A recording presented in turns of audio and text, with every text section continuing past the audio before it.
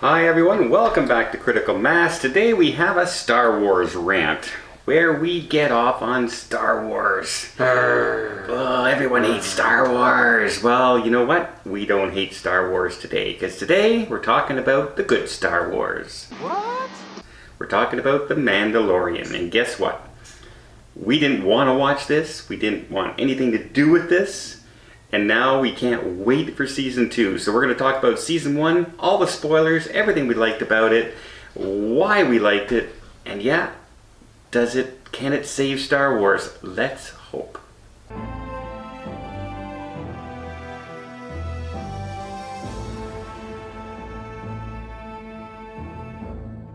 All right, Mark, you were probably the first one to start watching The Mandalorian. I definitely was. But going into it, I'll tell you the truth. Going into it, didn't know what to expect. I wasn't really excited to see it because I thought that it was just going to be a bunch of SJW stuff. I thought it was really going to turn me off, but I was hooked from the opening scene.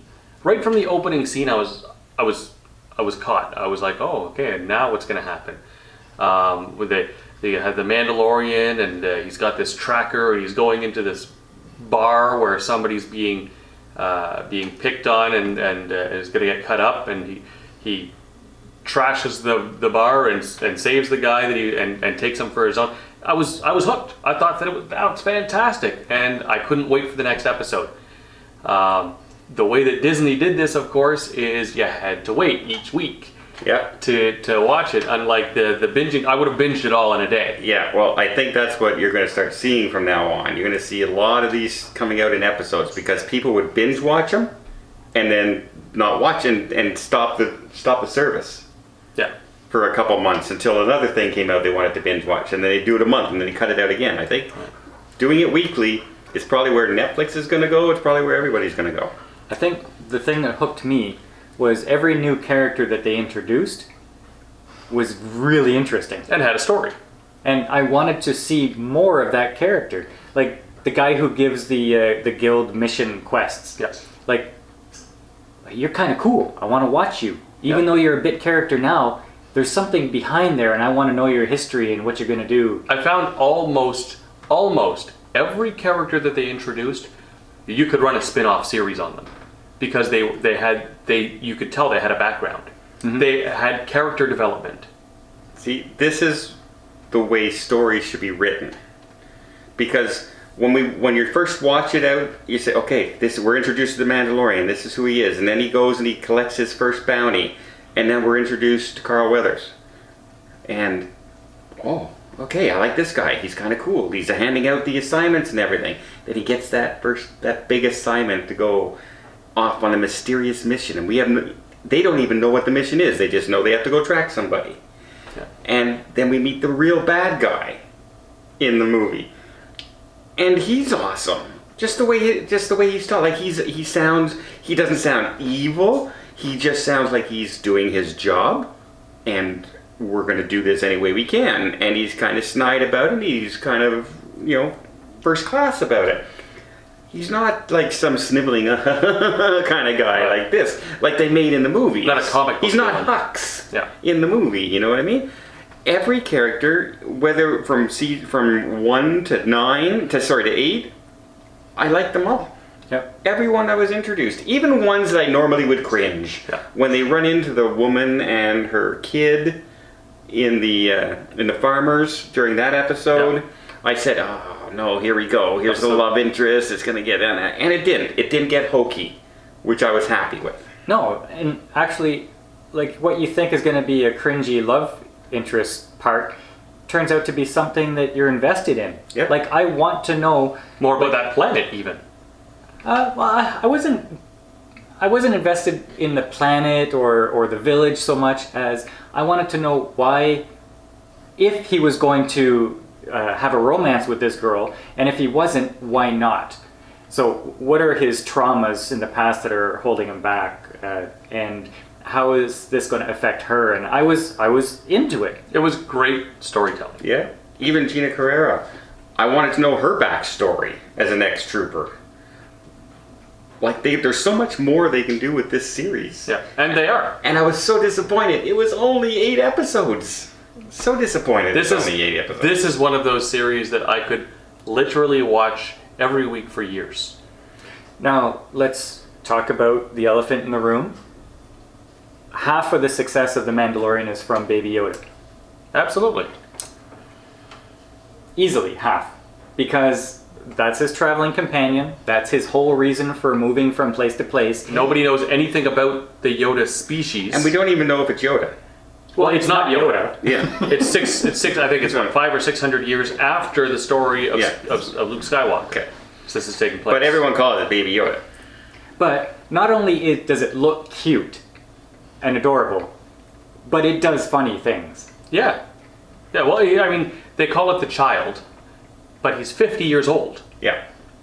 Because every race ages differently in the Right. Star Wars universe. Yes, they do. Yes, they do. Anyone writing those movies out there? Remember that? No, you don't. Okay, that's what I thought. But yeah, like, look, compare this little 8-part series to the 3 new Star Wars movies that we have. There's way more character development. There's more people that we're vested in. They show progression of storytelling each episode for each different character. And you care. You care I about don't the understand how they characters. can't. Maybe now, whoever starts doing the next movies can see how the Mandalorian's going and say, that's how we have to do it. Just put Favreau in charge. Jon Favreau. What I like is the structure.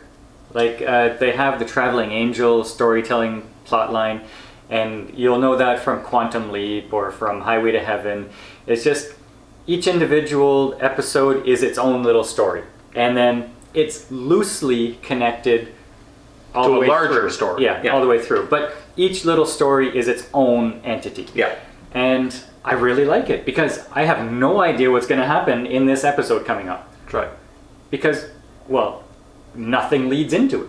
Yeah. And they're not opposed to removing characters, even characters that you like. The robot. You're obviously the... Yeah, the battle droid. That's right. Yeah. The and nurse. The nurse The droid. nurse droid. That's right. They eliminated him twice. Yeah, yeah. But yeah, I think the last. But they line also is got rid pretty of the... final. They also got rid of the old guy there. He was killed by the ambushers. Killel or I can't remember his name, but But it was Nick Nolte playing the I character. have spoken. That guy. Yeah. That was Nick Nolte? Nick Nolte. Oh, I think so. Pretty sure it was. short. He looks different. Well, it's now. his voice. I don't know if it's him. But yeah, I'm kind of hooked on the Mandalorian right now. I like how they introduced nostalgic pieces, right from the little eyeball camera that comes out of the door, stuff like that, or some of the garbage can looking droid that leads them into the building. Little things like that, and they don't throw it in your face. It's just a nod. It's part of the universe. Yeah, it's a nod to the original Well, trilogy. look at the opening. After he captures the first guy in the first episode, he goes down and he's sneaking around the ship and everything, and he gets captured and he gets frozen in carbonite. That's right. No, I loved that. I loved it. I was like, okay. They didn't explain that this is carbonite. They didn't explain it, and they just had 3 or 4 guys already captured, and you're done. Yeah. You don't need to explain everything. We already know Star Wars, so that's how you do it. And they're pretty good at making a different story device for each episode. Like, you might have the fortify the village, and then you have the jailbreak, and then you have the raid or whatever. They're all common storylines. They're Yeah. all common stories, and they're just taking these common stories and putting them in a space theme with characters we all know, but it works. Yeah, but they're not going to do, okay, well, this jailbreak. It's all raids and stuff. Right. They mix it up really well. Yeah. And I imagine next season we'll be visiting different planets again and new characters. Well, now they're on the big story is they're trying to find the Yoda species. That's what his whole trek is right now, going into season 2.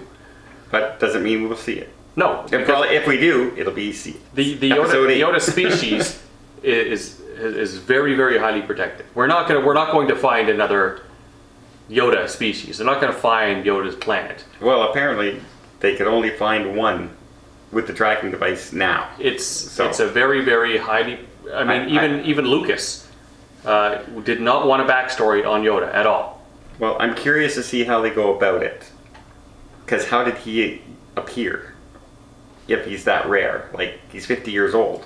Did his parents die? There's all kinds of stuff they can do. Could be a clone. And it doesn't matter because right now, that when season 1 launches, I won't be that one who's waiting to see if it's any good. I'll be that one sitting in front of Disney Plus waiting for it to start. Yeah.